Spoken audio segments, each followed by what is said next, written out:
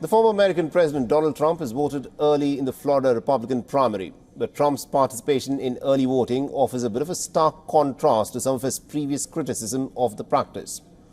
Walking out of the polling station near his residence in Palm Beach, Florida, Trump called it a great honor to vote. Great honor to vote.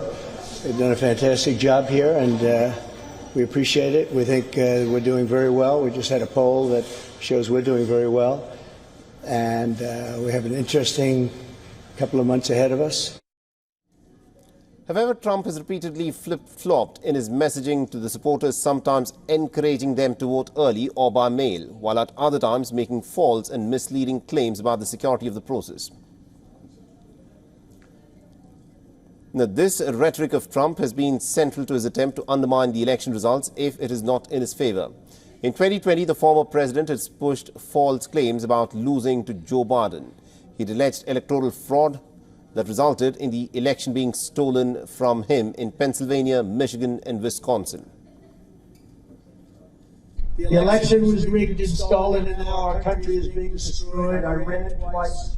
I won twice, and did much better the second time than I did the first, getting millions more votes in 2020 than I got in 2016, and likewise getting more votes than any sitting president in the history of our country by far.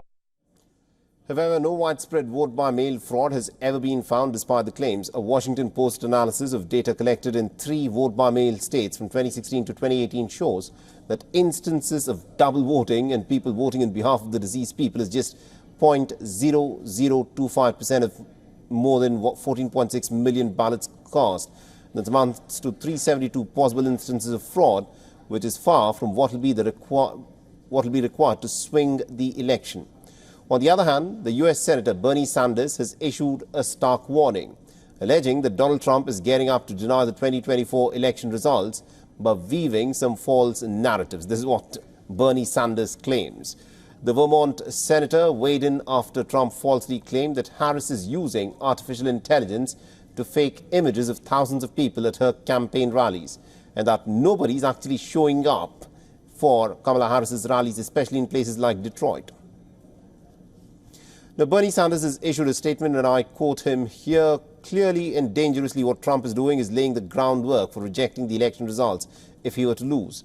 If you can convince your supporters that thousands of people who attended a televised rally do not simply exist, it will not be hard to convince them that the election returns in Pennsylvania, Michigan, and elsewhere are fake and fraudulent."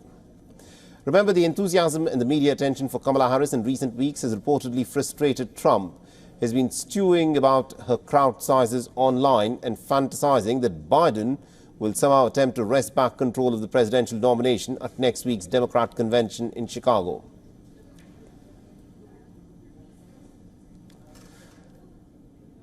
And we earlier spoke with Mr. Leston Munson, who is a senior fellow of the National Security Institute and the co-head of the international practice at the BGR Group. Listen to what he had to say. Well, I think you've actually found the sweet spot of the issue in American politics right now, where until Kamala Harris became the Democrats' obvious nominee to be president, President Biden was doing very poorly against former President Trump, not only in polling, but polling specifically on economic issues, because the inflation of the last 2 to 3 years have been so impactful on American families that President Biden's rating on economic issues is actually very poor. And you kind of hinted at that in your last numbers there. Kamala Harris, as this new candidate, is not perceived as being tied to those policies that produce the inflation. So what the Trump campaign is trying to do, with very good reason, is to tie her to the record of President Biden on economic issues specifically. For all the latest news, download the WION app and subscribe to our YouTube channel.